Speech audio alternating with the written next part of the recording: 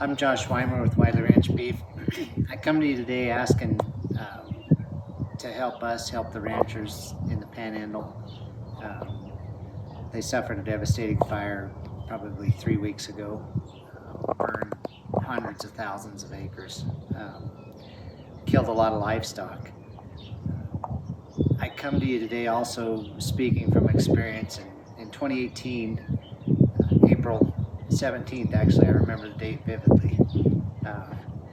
I actually was coming home from school, or picked up my boy from school. He had broken his leg in a horse accident, and he had a cast clear up here to his hip, so he wasn't real mobile. Actually, he was in a wheelchair, so I had to go get him. Bus couldn't haul him. And anyway, I remember coming home that day, and we were close to the house, and looking up, we saw a bunch of smoke, which was really terrifying when the wind's blowing 40, 50 mile an hour and gusts up to 60, 70 miles an hour. So trying to think quickly, I mean, we deal with fire quite a bit. Being an irrigated farmer, we burn a lot of laterals and ditches and things like that, so we're pretty familiar with it. So I really wasn't too nervous about it.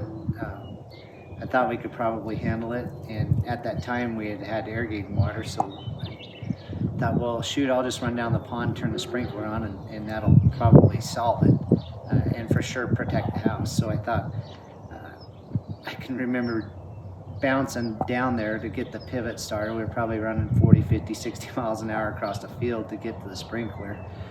Got it turned on, but actually the wind was blowing so hard that it burned up the wiring in the pivot, and the irrigation stopped.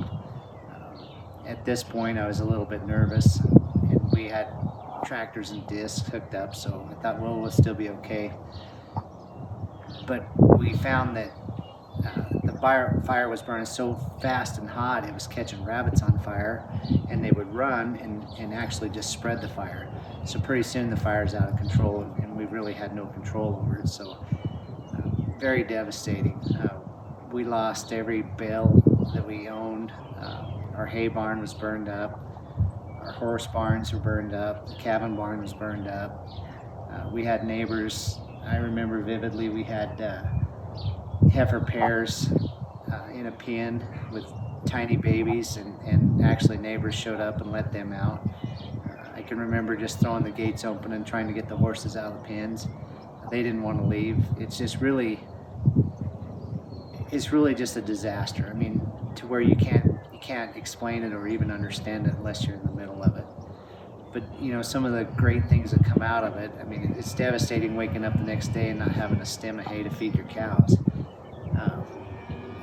And wondering how many of them were burned up and this and that. But the beauty of it is people are generally good. I mean, we woke up the next day, smoke still in our hair, and loads of hay just started showing up. People were donating hay. They'd bring out water. So the community really come together and helped us out, which I am very grateful for. And that's why I'm coming to you today, because this kind of touches me a little bit. The Panhandle Fire does. I kind of understand what those people have been through. So I'm coming to you today. We've got our website set up to where you guys can participate and help me help them.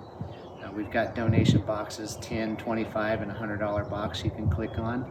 And what will happen is that money will go into a Chase account, and then I will take the money, turn it over into alfalfa, and we'll send it to the Panhandle to try to help these people out.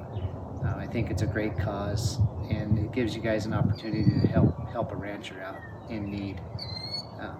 The other thing I was thinking about that a lot of people don't think about is there's thousands and thousands of miles of fence, that's burned up, and that's all got to be rebuilt. And it's over $10,000 a mile to build a fence now, a 4-wire fence. So, I mean, just keep that in your thoughts. These people sure could use the support. So, any help you can send us, we'll send it right along. We sure appreciate it. Thank you.